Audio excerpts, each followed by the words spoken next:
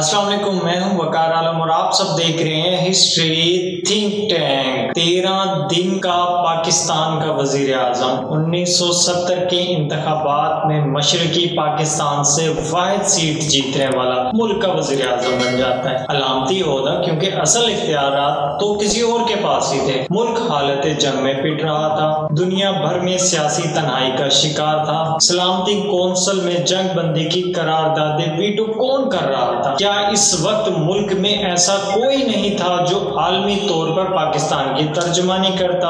اور کون تھا جس نے پاکستان کی ترجمانی کی؟ کسے اس دور میں نائب وزیر اعظم اور وزیر خارجہ بنائے گا؟ کون تھا وہ جو بنگالی ہونے کے باوجود سقوط ڈھاکہ کے بعد بھی پاکستان کو ترجیح دیتے ہیں؟ کون تھے جن کی حب الوطنی کو خراج تحسین پیش کرتے ہوئے نائب صدر کا عہدہ دیا جاتا ہے؟ پاکستان کی تاریخ کا یہ پورا منفرد واقعہ کیا تھا؟ وفات کے بعد مزار قائد میں کیوں دفن کیا گیا؟ یہ سب جانیں گے آج کی ویڈیو میں، تو چلیں شروع کرتے ہیں۔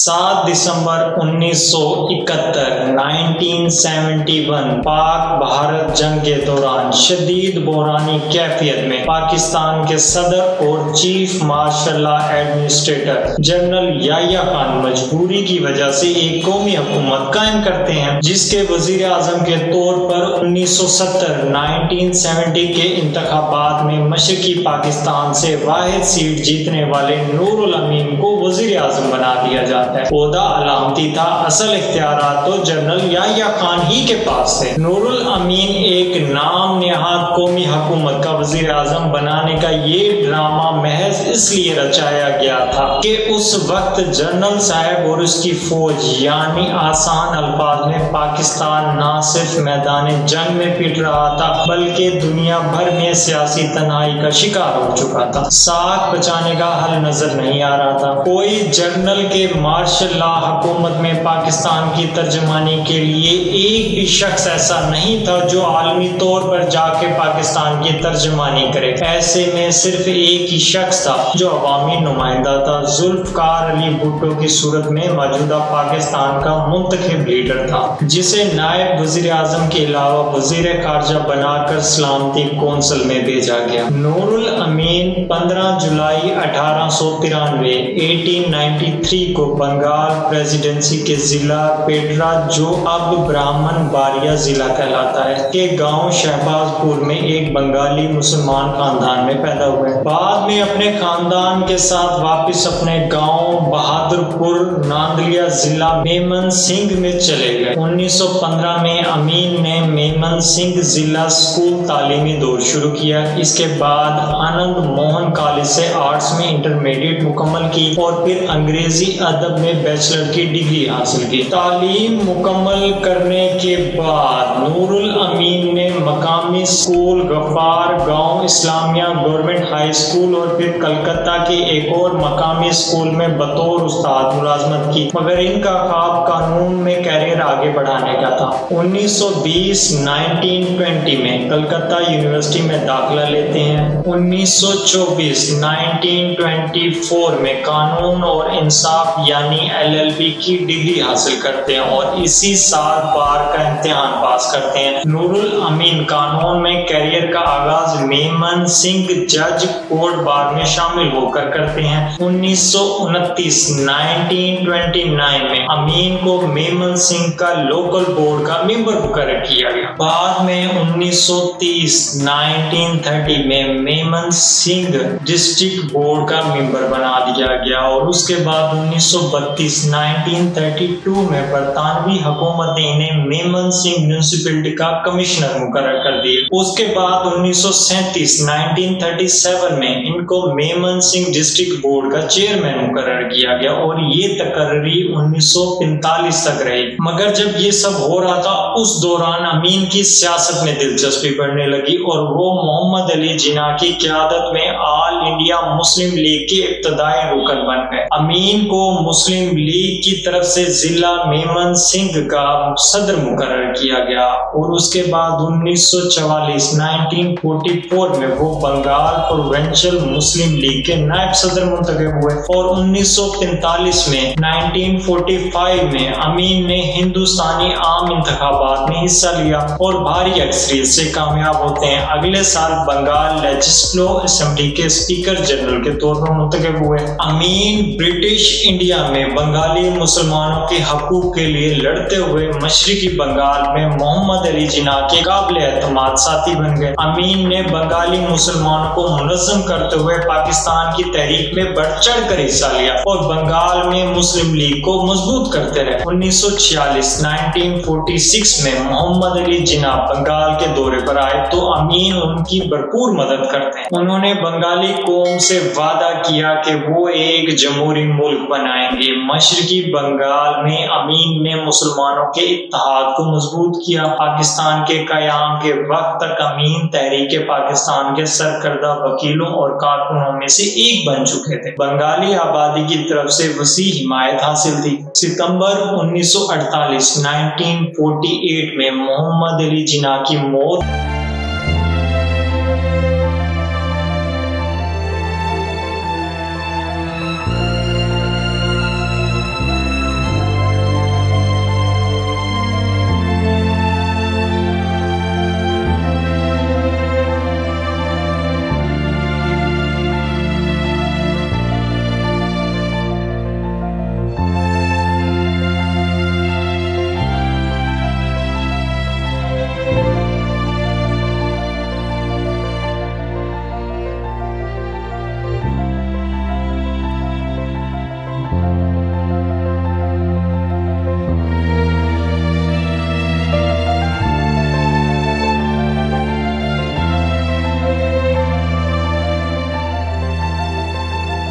ستمبر 1948 میں محمد علی جناح کی موت کے بعد امین کو گورنر جنرل خواجہ ناظم الدین نے مشرقی بنگال کا وزیر اعلیٰ نامزد کیا۔ امین آبادی کے لیے امدادی پروگرام کو جاری رکھتے ہیں اور مشرقی بنگال میں مسلم لیگ کے لیے کام جاری رکھتے ہیں۔ بطور وزیر اعلیٰ ان کے تعلقات وزیر اعظم نواب لیاقت علی خان اور پاکستان کے گورنر جنرل نواب خواجہ ناظم الدین کے ساتھ خاصا کشیدہ رہے۔ نواب لیاقت علی خان کے قتل کے بعد امین کو سپلائی کا وزیر مقرر کر دیا گیا۔ وہ 1947 سے 1947 سے 1954 تک پاکستان کی قومی اسمبلی کے رکن کے طور پر منتخب ہوئے تھے۔ تاریخ لکھنے والے لکھتے ہیں کہ امین کی حکومت اتنی مضبوط نہیں تھی کہ صوبائی ریاست کا انتظام چلایا جا سکے۔ یہ مکمل طور پر ناظم الدین کی مرکزی حکومت کے کنٹرول میں تھے۔ اس کی حکومت اختیارات کی طاقت سے خالی تھی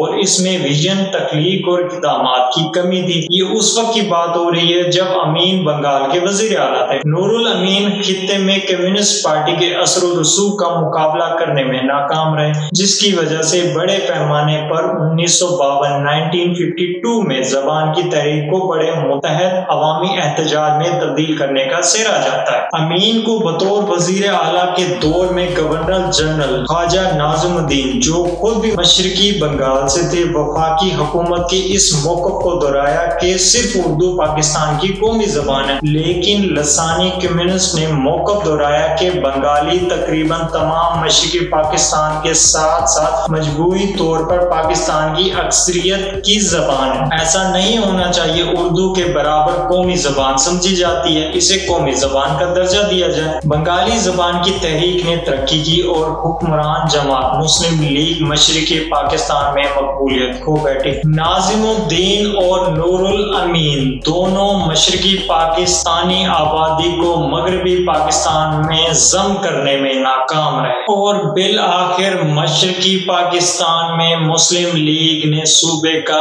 اہم انتظامی کنٹرول کھو دیا، مگر دوسری طرف امین کمیونسٹ پارٹی کو اس ناکامی کا ذمہ دار ٹھہراتے ہوئے ان پر زبان کی تحریک کو ہوا دینے کا الزام لگا۔ امین کے خلاف عوامی عدم اطمینان اکتوبر 1951 کے بعد بڑھتا گیا، جب ناظم الدین نواب لیاقت علی خان کے قتل کے بعد وزیر اعظم بنے تھے۔ امین نے تب مخالفوں کو مسلم لیگ کی صفوں سے نکالنا شروع کیا، لیکن ایسا کرنے سے فائدہ ہونے کی بجائے پارٹی کی مخالفت کرنے والوں کو آزادی مل گئی۔ 1952 میں وزیر اعظم ناظم الدین کی اس زبان کے بیان کو لے کر کے اردو واحد قومی زبان ہوگی، طلبہ نے صوبائی دارالحکومت ڈھاکہ میں وزیر اعظم کے بیان کے خلاف احتجاج کیا۔ بد امنی کے دوران سویلین ایسٹ پاکستان پولیس نے فائرنگ کی، جس سے 4 طلبہ کارکن ہلاک ہو گئے۔ اس سے خطے میں مسلم لیگ کی مخالفت اور نفرت میں مزید اضافہ ہوا۔ 1954 میں لیگ کی حمایت حاصل کرنے کے لیے اس وقت کے وزیر اعظم محمد علی بوگرا، جو خود بھی بنگالی تھے، مشرقی بنگال کا دورہ کرتے ہیں، کوشش کرتے ہیں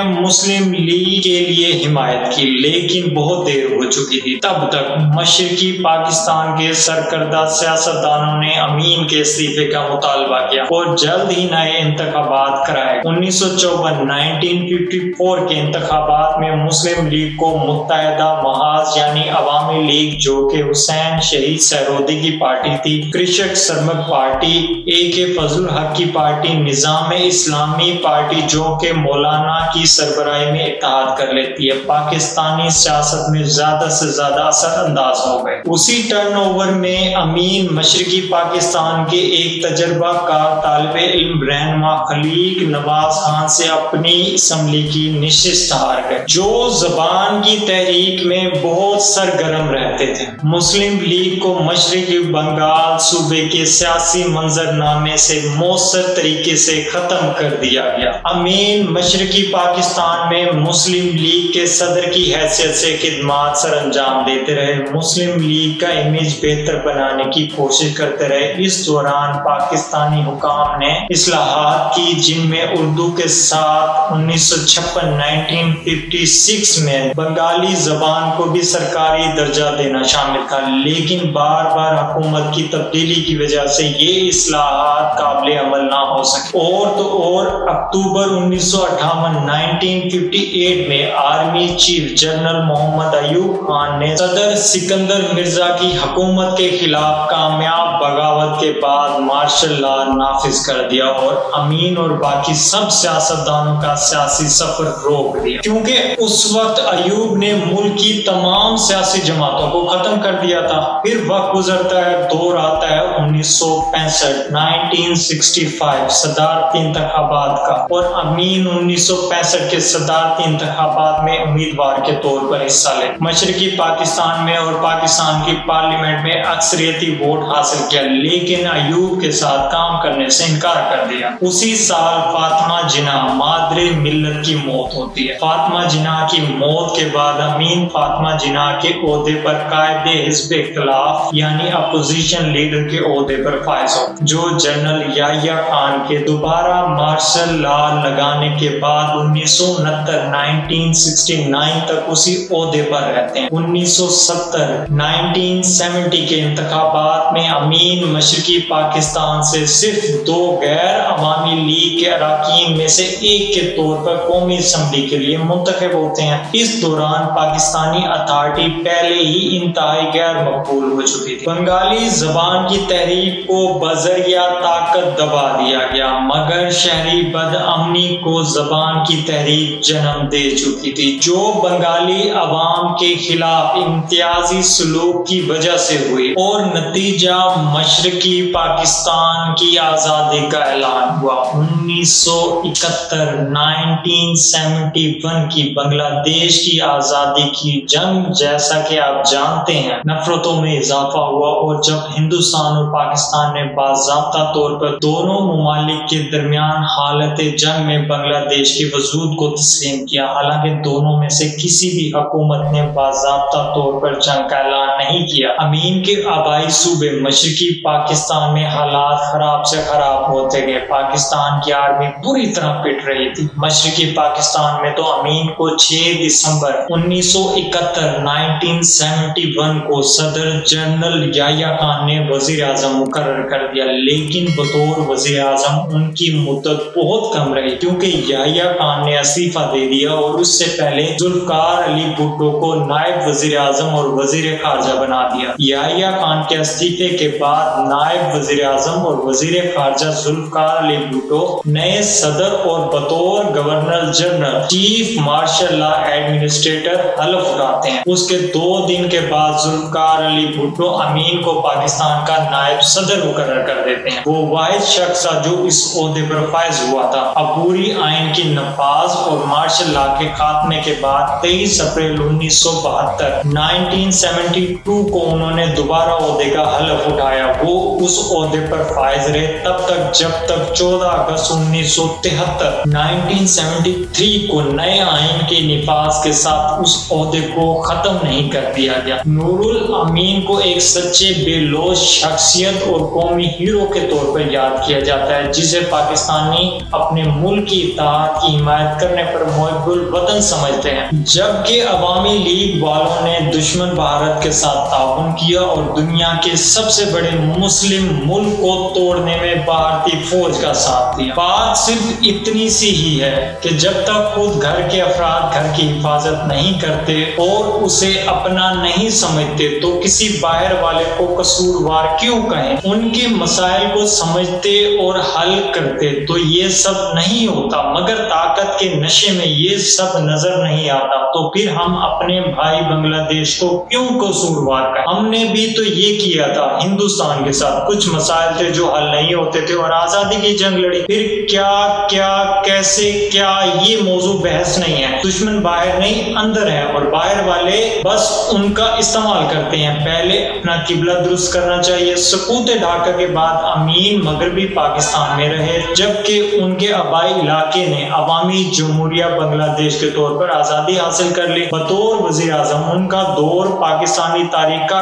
کم ترین دورانیہ آج تک کا صرف 13 دن کا وزیر اعظم، جو کہ ایک ریکارڈ ہے۔ امین کے بیٹے کا نام انوار الامین تھا جو بنگلہ دیش کے سابق جنرل میجر تھے اور انہوں نے بیرون ملک لندن میں بنگلہ دیش بینک کی پہلی شاخ کھولی تھی۔ انوار کی شادی پاکستان اسمبلی کے اسپیکر تمیز الدین خان کی بیٹی رضیہ خان سے ہوئی جو ایکوشے پیڈک جیتنے والی مصنفہ اور شاعرہ تھی۔ ان سے 2 بچے تھے، بینکر قیصر تمیز امین اور صحافی عائشہ مہرین امین۔ امین 2 اکتوبر 1974 کو راول پنڈی میں 81 سال 81 ایئر کی عمر میں دل کا دورہ پڑنے سے انتقال کر گئے۔ ان کی عظیم قربانیوں کے نتیجے میں وزیر اعظم ذوالفقار علی بھٹو نے ان کی سرکاری تدفین کی اور انہیں جناح مزار میں جناح کے ساتھ دفن کیا گیا۔ مقبرہ خاص طور پر ڈیزائن کیا گیا۔ اس طرح